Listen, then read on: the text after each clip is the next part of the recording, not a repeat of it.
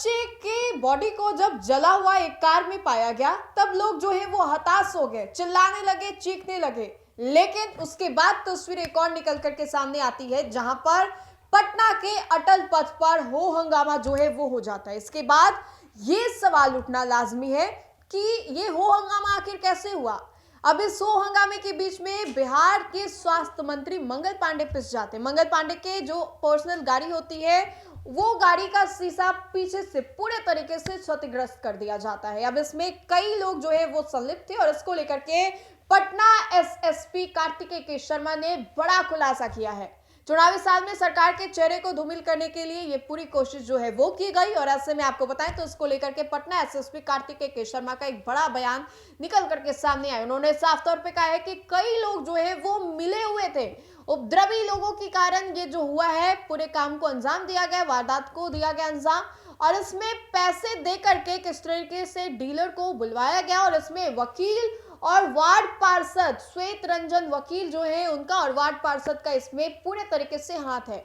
25-2500 रुपए देकर के 8 उपद्रवियों को बुलाया गया और फिर इस पूरे वारदात को आधी रात को अंजाम दिया जाता है। जब आधी दुनिया सो रही होती है तब रात के 1 बजे इस पूरी घटना को अंजाम दिया जाता है। आगजनी से लेकर के और भी बहुत सारे हो हंगामे जो है वो होते हैं और कहीं ना कहीं इसके बीच में कई लोगों को घरों से उठाया भी जाता है। इसको लेकर के पटना एसएसपी कार्तिकेय के शर्मा का ये बड़ा बयान निकल करके सामने आया है। आपको बताएं तो 25 अगस्त की शाम पटना के अटल पथ पर हुए हंगामे की साजिश वार्ड संख्या 7 के वार्ड पार्षद अमर कुमार उर्फ टुट्टू ने रची थी। इसके लिए उपद्रवियों को 2500 रुपए देकर के बुलाया गया था। मामले में 40 लोगों की गिरफ्तारी जो है वो की गई। इनमें पार्षद अमर कुमार उर्फ टुट्टू घोसवरी के रहने वाले हैं। वकील श्वेत रंजन के साथ ही राकेश, प्रदीप, रवि, निभा, रेणु, नेहा, गुड़िया आदि शामिल है। वार्ड पार्षद ने ही श्वेत रंजन को 2 लाख रुपए दिए थे। 2 लाख में ये जो पूरा डील था वो किया गया था, जहां पर वार्ड पार्षद ने 2 लाख रुपए जो है वे वकील श्वेत रंजन को दिए थे। और इस जानकारी के आधार पर पटना एसएसपी कार्तिकेय के शर्मा ने मंगलवार को इसकी जानकारी दी। एसएसपी ने कहा कि वकील श्वेत रंजन और स्थानीय वार्ड पार्षद ने प्लानिंग के तहत इस घटना को अंजाम दिया और वार्ड पार्षद ने राजनीतिक लाभ के लिए 1 हफ्ते के पहले श्वेत रंजन के साथ मिलकर के हंगामे की साजिश रची थी और 15 अगस्त को 7 साल की लक्ष्मी और 5 साल के उसके भाई दीपक की संदिग्ध स्थिति में मौत हो गई है। दोनों का शव जो है वो गोकुल पथ में एक कार में मिला था। परिजन का कहना है कि दोनों की हत्या की गई और ऐसे में आपको बताएं तो इसको लेकर के पटना एसएसपी कार्तिकेय के शर्मा का ये बड़ा बयान निकल करके सामने आया, जहां पर पटना एसएसपी कार्तिकेय के शर्मा ने साफ तौर पे कहा कि किस तरीके से पैसे देकर के 2 लाख रुपए में ये जो पूरा डील था वो हुआ है। अब कई कहानी आप भी सुनते होंगे, लेकिन अब ऐसे जब मामले हो तब परिजनों पर यकीन कौन करेगा, तब लोगों पर यकीन कौन करेगा जो कि दर्द से गुजर रहे होंगे। ये तस्वीर हम आपको दिखा रहे हैं और देखिए किस तरीके से जो माँ है वो रो रही है, बिलट रही है, अपने बच्चों के लिए रो रही है। घर में 2 छोटे छोटे मासूम बच्चे थे, रोते थे, मस्ती करते थे, खेलते थे, लेकिन अब वो नहीं रहे। लेकिन उनके बदले को लेने के लिए किस तरीके से राजनीतिक रूप दिया जा रहा है इसको और 2 लाख रुपए में ये जो पूरा डील है वो किया गया। तो फिलहाल के लिए इस खबर में इतना ही। बहुत बहुत शुक्रिया। कल जो शाम में अटल पथ पे उपद्रव किया गया था उसमें घटनास्थल पर पहुंचने के बाद पुलिस के द्वारा कांड दर्ज किया गया। घटनास्थल से 7 लोगों की गिरफ्तारी की गई थी और उन लोगों से ले जाके सघन पूछताछ किया गया।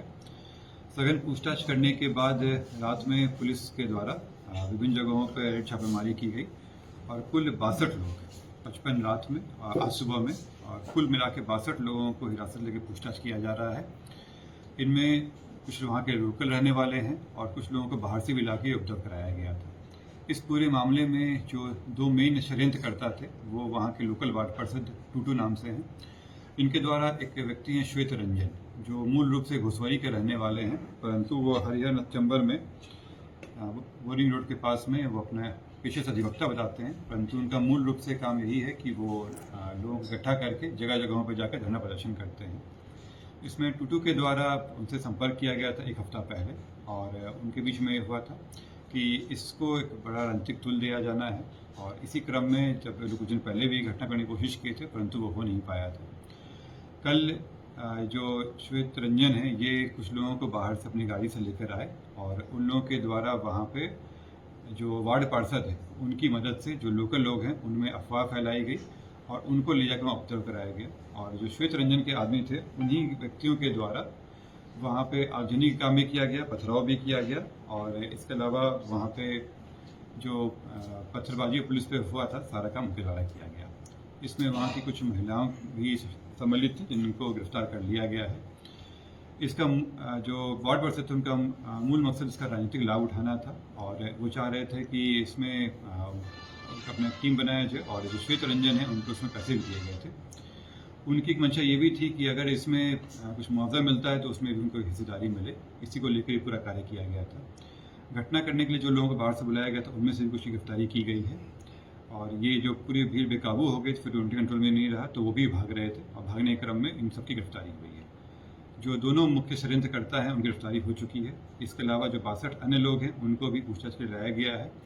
फोटो वीडियोग्राफी से करके पहचान किया जा रहा है और जो कल घटना से पकड़ाए थे उनको जेल भेजा जा रहा है। जो आज सुबह पकड़ाए हैं उनको भी जेल भेजने का काम चल रहा है। इसमें सर मैं आप लोगों के द्वारा ये भी कहना चाहूँगा कि जो पुरानी घटना जिसके बारे में संदर्भ में लोग किए थे, इसमें जो पीड़ित परिवार है उनका मानसिक रूप से उनका इस्तेमाल किया गया। उनको भी जानकारी नहीं थी कि इस तरह का षड्यंत्र किया जा रहा है। वो बाहर से आए और उनको तुरंत उस भीड़ पहले से इकट्ठा की गई थी, उनको लाया गया। उनको भी जानकारी नहीं थी कि इसका इस तरह से किया जाएगा।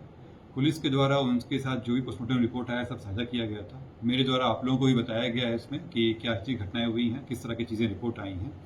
हत्या का अभी तक पुष्टि नहीं हुई है। बिना हत्या की पुष्टि इसमें आगे जब तक रिपोर्ट कंप्लीट नहीं आ जाता है कार्रवाई नहीं की जा सकती है। जो प्रिलिमिनरी रिपोर्ट आया है उसमें हत्या की पुष्टि नहीं है। ये बात उसके परिवार वालों को भी बताई गई थी और वो पुलिस के जो अनुसंधान है उससे संतुष्ट भी है।